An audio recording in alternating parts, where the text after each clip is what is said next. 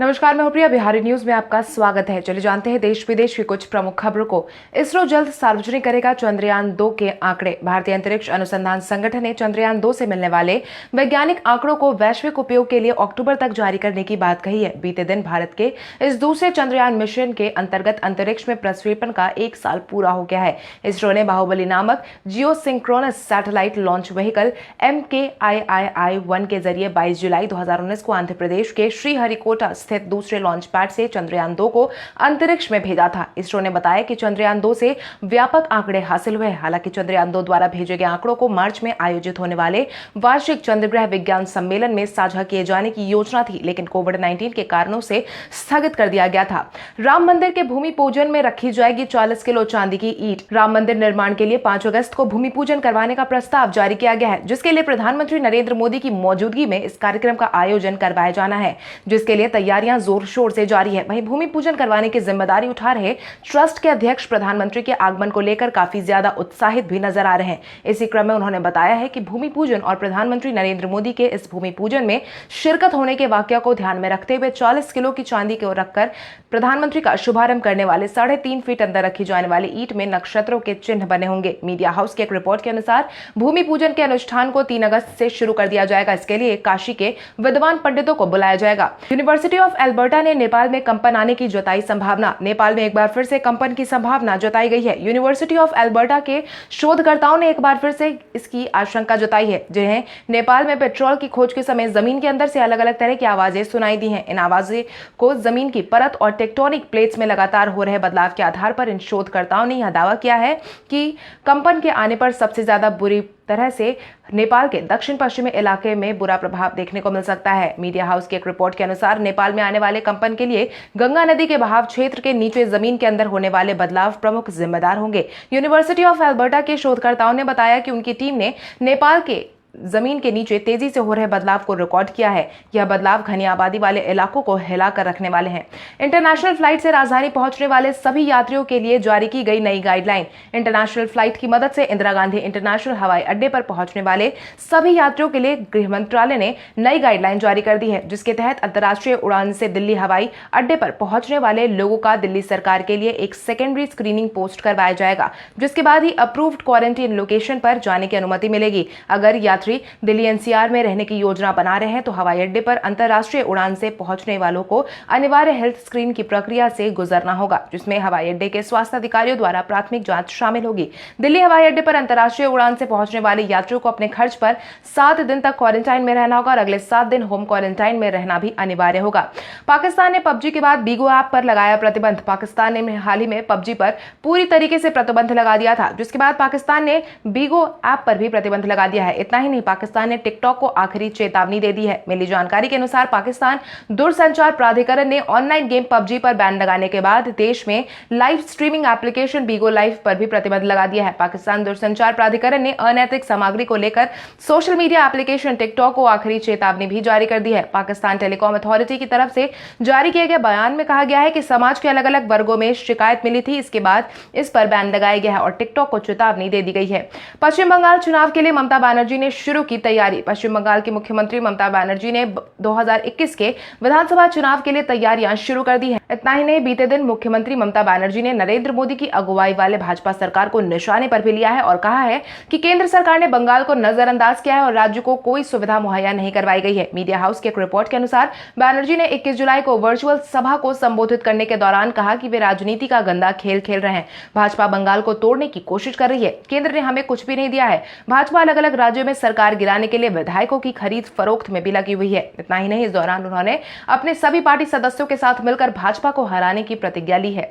IPL का आयोजन इस साल होगा यूएई में। कोविड-19 के बढ़ते प्रभाव के कारण जहां हर साल आईपीएल का आयोजन भारत में करवाया जाता था, वहीं इस साल इसका आयोजन यूएई में करवाया जाएगा। बीसीसीआई की तरफ से जारी किए गए हाल ही में बयान के अनुसार आईपीएल के आयोजन का रास्ता साफ हो गया है, जिसके लिए बीसीसीआई ने भारत सरकार से भी संपर्क किया है। सरकार से अनुरोध किया गया है कि उन्हें यूएई में आईपीएल के आयोजन की इजाजत दी जाए। मीडिया हाउस की एक रिपोर्ट के अनुसार आईपीएल चेयरमैन के हवाले से भारत सरकार को इस पूरे मुद्दे के लिए संपर्क साधा गया है। वहीं बीसीसीआई की तरफ से जारी किए गए अधिसूचना के अनुसार आईपीएल का आयोजन सितंबर से लेकर नवंबर के बीच में करवाया जा सकता है।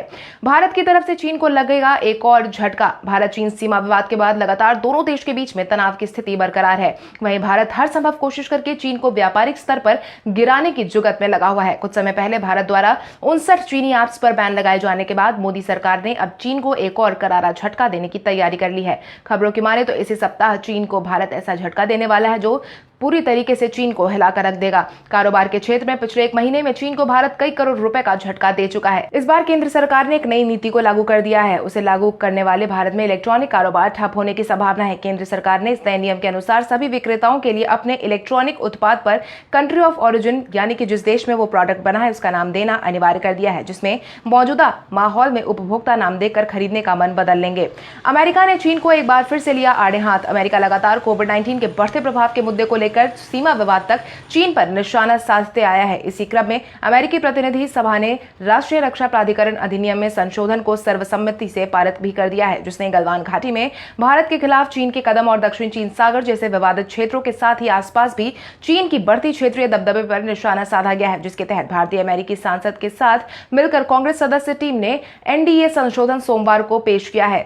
दूसरी तरफ साफ तौर पर भारत चीन को वास्तविक नियंत्रण रेखा के पास तनाव कम करने के लिए काम करने की नसीहत दे रहा है। वहीं इस पूरे मामले को ध्यान में रखते हुए अमेरिका ने कहा है कि कोविड-19 का फायदा उठाकर भारत की जमीन पर घुसने की चीन कोशिश करना चाह रहा है, मगर हम भारत के साथ मिलकर चीन की हर नापाक हरकत का जवाब पुरजोर तरीके। कश्मीर के उर्दू अखबार ने अखबार के साथ मुफ्त मास्क देना किया शुरू। कोविड-19 के इस माहौल में लोगों को जागरूक करने के लिए कश्मीर के उर्दू अखबार ने एक अनोखी पहल की है, जिसके तहत उर्दू अखबार रोशनी ने अपने पाठकों को मास्क पहनने के लिए प्रेरित करने का नया तरीका अपनाया है। कोविड-19 के इस माहौल में जहां घरों तक अखबार पहुंचाना भी इस वक्त में मुश्किल हो चला है, वहीं रोशनी अखबार ने अपने अखबार के साथ साथ लोगों को मास्क भी मुहैया करवाना शुरू कर दिया है। मिली जानकारी के अनुसार रोशनी अखबार में अखबार के साथ साथ बाकायदा मास्क भी लोगों तक पहुंचाने की मुहिम तेज की गई है। इतना ही नहीं, पेज पर दाएं साइड में उर्दू में लिखा है कि मास्क का इस्तेमाल जरूरी है। साथ ही बाएं साइड पेज पर प्लास्टिक के अंदर मास्क भी लगाया गया है। आईटी कंपनी अब 31 दिसंबर तक अपने कर्मचारियों को करवाएगी वर्क फ्रॉम होम। कोविड-19 के इस माहौल में कई कंपनियों ने सभी कर्मचारियों को वर्क फ्रॉम होम का विकल्प दिया है, ताकि सोशल डिस्टेंसिंग के नियमों का पालन भी हो सके और काम भी बाधित ना हो। इसी क्रम में हाल ही में जारी किए गए जानकारी के अनुसार सरकार ने आईटी और बीपीओ कंपनियों के लिए घर से काम करने के लिए जारी दिशा निर्देश को 31 दिसंबर तक बढ़ा दिया है। घर से काम करने की समय अवधि 31 जुलाई को समाप्त होनी थी, मगर कंपनी अपने कर्मचारियों को इस साल के अंत तक घर से काम करने की अनुमति देगी। इससे पहले सरकार ने जुलाई के अंत तक बढ़ा दिया था। दूरसंचार विभाग ने कहा है कि चिंता को देखते हुए काम के अन्य सेवा प्रदाताओं के लिए नए नियम और शर्त में छूट को 31 दिसंबर 2020 तक के लिए और बढ़ा दिया गया है।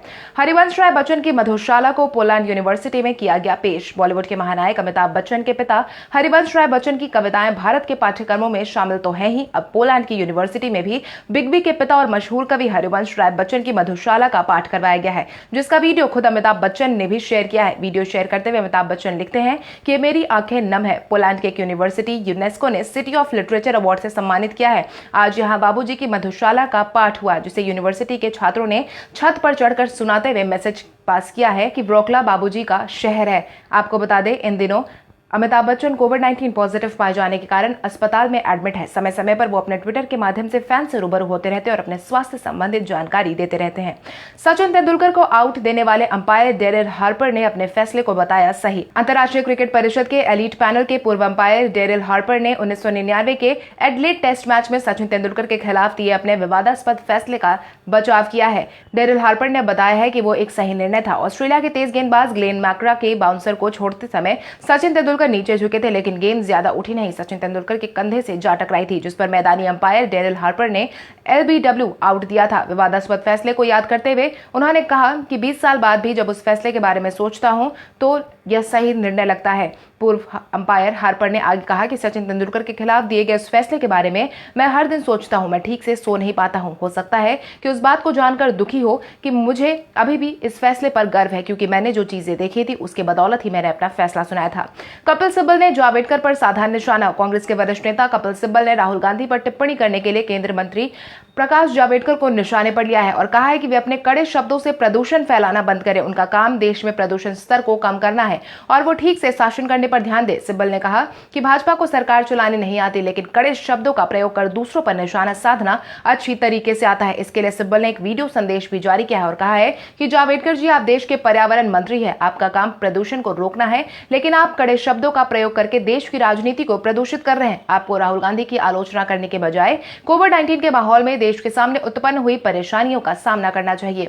एस जयशंकर ने विदेश नीति में पिछड़ने की बताई 3 वजह। भारतीय विदेश मंत्री एस जयशंकर ने बीते दिन भारत को विदेश नीति के क्षेत्र में किए गए संघर्ष को याद करते हुए 3 बड़ी वजह को जिम्मेदार ठहराया है, जिसके तहत उन्होंने कहा कि विदेश नीति को अतीत के 3 बड़े बोझ के कारण आर्थिक सुधार में देरी और परमाणु विकल्प संबंधी लंबी कवायद की वजह से पिछड़ेपन झेलने की बात कही है। उन्होंने अपने आने वाले किताब में इस बात का वर्णन भी किया है और लिखा है कि विश्व व्यवस्था में भारत ऊपर की ओर उठ रहा है। ऐसे में उसे अपने हितों को न सिर्फ स्पष्ट तथा देखना चाहिए, बल्कि प्रभावी ढंग से संवाद भी करना चाहिए। मगर कहीं ना कहीं भारत की विदेश नीति अतीत के 3 बड़े बोझ को ढो रही है, जिसमें से एक 1947 का विभाजन है, दूसरा आर्थिक सुधार में देरी रही और तीसरा बोझ सुरक्षा के क्षेत्र में हुई देरी को उन्होंने बताया है। तो चलिए बढ़ते आज के सवाल की ओर। आज का सवाल कुछ इस प्रकार है, आपके अनुसार कोविड-19 के इस माहौल में यूएई में आईपीएल के आयोजन करवाने का फैसला कितना सही है, कितना नहीं? अपने जवाब हमें कमेंट करके जरूर बताएं। इसके साथ ही आज के लिए बस इतना ही। देश विदेश की तमाम बड़ी खबरों से जुड़े रहने के लिए हमारे YouTube चैनल को सब्सक्राइब करें और बेल आइकॉन दबाना ना भूलें। धन्यवाद।